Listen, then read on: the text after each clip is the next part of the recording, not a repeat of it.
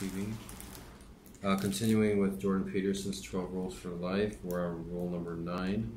This section of rule number 9 is called Primate Dominance, Hierarchy, Manoeuvres, and Wit. Not all talking is thinking, nor does all listening foster transformation. There are other motives for both, some of which produce much less valuable, counterproductive, and even dangerous outcomes. There is the conversation, for example, where one participant is speaking merely to establish or confirm his place in the dominance hierarchy. One person begins by telling a story about some interesting occurrence, recent or past, that involves something good, bad, or surprising enough to make the listening worthwhile. The other person, now concerned with his or her potentially substandard status in a less interesting individual, their substandard status as a less interesting individual, immediately thinks of something better, worse, or more surprising to relate. You know, like when you're talking to somebody and they always, you can tell they're not listening, they're just getting ready to say something else. I'm going to drink.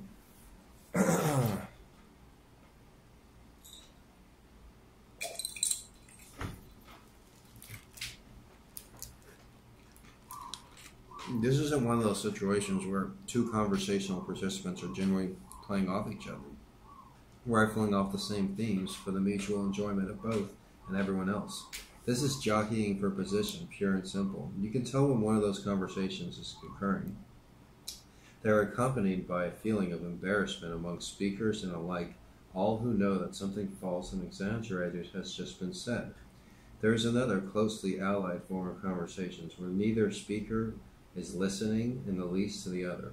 Instead, each is using the time occupied by the current speaker to conjure up what he or she will say next, which is often be something off topic because the person anxiously waiting to speak has not been listening. This can and will bring the whole conversational train to a shuddering halt. At this point, it is usual for those who are on board during the crash to remain silent and look occasionally and in a somewhat embarrassed manner at each other until everyone leaves or someone thinks of something witty and puts Humpty Dumpty together again. Then there is the conversation where one participant is trying to attain victory for his point of view. This is yet another variant of the dominance hierarchy conversation. During such a conversation, which often leads toward the ideological, the speaker endeavors to, number one, degenerate or ridicule the viewpoint of anyone holding a contrary position. Number 2, use selective evidence while doing so. And finally, number 3, to impress the listeners, many of whom are already occupying the same ideological space, with the validity of his assertions. The goal is to gain support for a comprehensive, unitary, oversimplified worldview. Thus, the purpose of the conversation is to make the case that not thinking is the correct tact. The person who is speaking in this manner believes that winning the argument makes him right, and that doing so necessarily validates the assumption structure of the dominance hierarchy he most identifies with. This is often, and unsurprisingly, the hierarchy within which he has achieved the most success, or the one which he is most temperamentally aligned. Almost all discussions involving politics or economics unfold in this manner, with each participant attempting to justify fixed, a priori position, instead of trying to learn something or adopt a different frame, even for the novelty of it. It is for this reason that conservatives and liberals alike believe that their positions to be self-evident, particularly as they become more extreme. Given certain temperamentally based assumptions, a predictable conclusion emerges, but only when you ignore the fact the assumptions themselves are mutable. These conversations are very different from the listening type. When a genuine listening conversation is taking place, one person at a time has the floor, and everyone else is listening. The person speaking is granted the opportunity to seriously discuss some event, usually unhappy or even tragic. Everyone else responds sympathetically. These conversations are important because the speaker is organizing the troublesome event in his or her mind while recounting the story. The fact is important enough to bear repeating. The people organize their brains with conversation. If they don't have anyone to tell their story to, they lose their minds. Like hoarders, they cannot unclutter themselves. The input of the community is required for the integrity of the individual psyche. To put it another way, it takes a village to organize a mind. Much of what we consider healthy mental function is the result of our ability to use the reactions of others to keep our complex selves functional. We outsource the problem of our sanity. This is why it is the fundamental responsibility of parents to render their children socially acceptable. If a person's behavior is such that other people can tolerate him, then all he has to do is place himself in a social context. Then people will indicate by being interested in or bored by what he says, or laughing or not at his jokes, or teasing or ridiculing, or even by lifting an eyebrow, whether his actions and statements are what they should be. Everyone is always broadcasting to everyone else their desire to encounter the ideal. We punish and reward each other precisely to the degree, with each of us behaving to keep up with the desire, except, of course, when we are looking for trouble. The sympathetic responses offered during a genuine conversation indicate that the teller is valued and that the story being told is important, serious, deserving of consideration, and understandable. Men and women often misunderstood each other when these conversations are focused on a specific problem. Men are often accused of wanting to fix things too early on in a discussion. This frustrates men who like to solve problems and to do so efficiently, and who are in fact called upon frequently by women for precisely that purpose. It might be easier for my male readers to understand why this does not work, however, if they could realize and then remember that before a problem can be solved, it must be formulated precisely. Women are often intent on formulating a problem when they are discussing something, and they need to be listened to, even questioned, to help ensure clarity in the formulation. Then, whatever problem is left, if any, can be helpfully solved. It should also be noted first that too early problem solving may also merely indicate a desire to escape from the effort of the problem formulating conversation.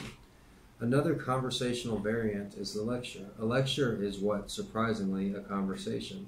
The lecturer speaks, but the audience communicates with him or her non-verbally. A surprising amount of human interaction, much of the delivery of emotional information, for example, takes place in this manner. Some psychologists suggest that 90% of communication is done non-verbally.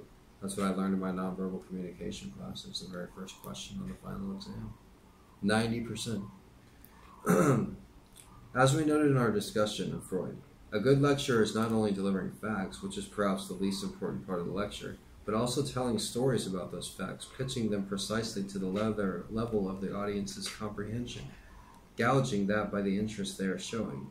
The story he or she is telling conveys the members of the audience not only what the facts are, but why they are relevant, why it is important to know certain things about where they are currently ignorant. To demonstrate the importance of some set of facts is to tell those audience members how such knowledge could change their behavior or influence the way they interpret the world, so that they will now be able to avoid some obstacle and progress more rapidly to some better goals. A good lecturer is thus talking with and not at or even to his or her listeners. To manage this, the lecturer needs to be closely attending to the audience's every move, gesture, and sound. Perversely, this cannot be done by watching the audience as such. A good lecturer speaks directly to and watches the response of a single identifiable person, instead of doing something cliched such as presenting a talk to an audience. Everything about the phrase is wrong. You don't present, you talk.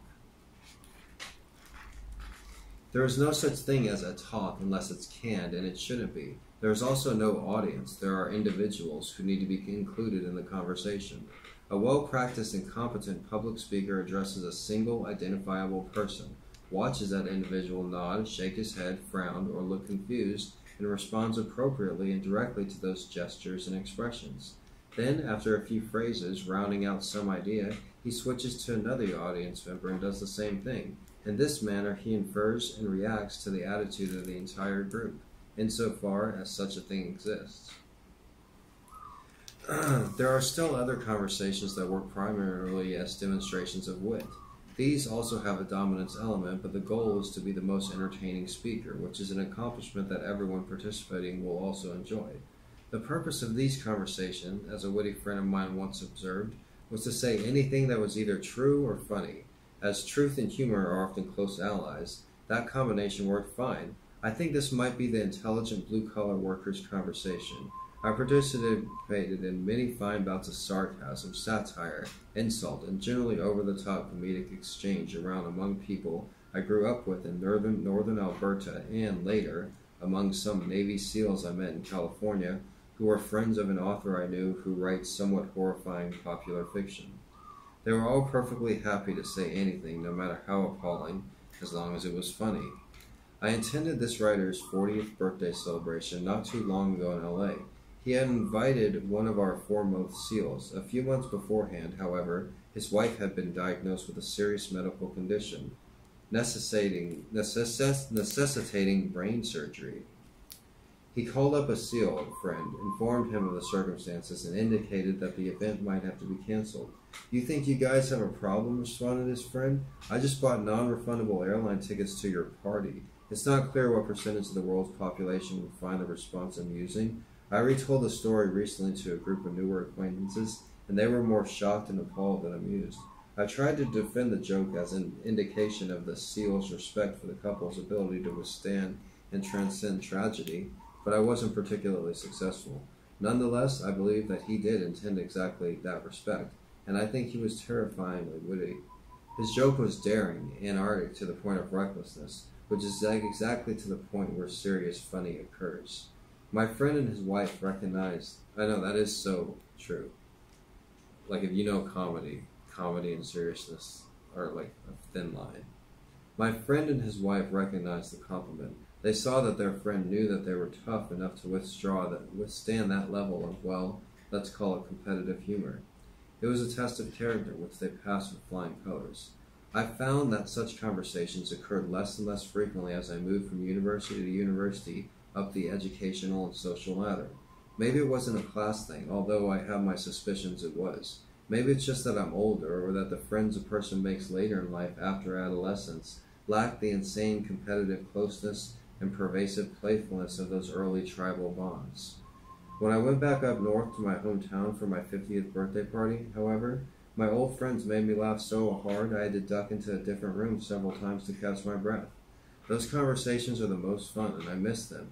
You have to keep up or risk severe humiliation, but there is nothing more rewarding than topping the last comedian's story, joke, insult, or court curse. Only one rule really applies. Do not be boring, although it is also very bad form to actually put someone down when you are only pretending to put them down. That was some Jordan Peterson's 12 Rules for Life. My name is Gregory Brantz. If you haven't already, hit the subscribe button. And go and check out my own book. It's called Gonzo Education. There's a video of it. There's a playlist of it on my channel reading it. Thanks again. Have a nice day.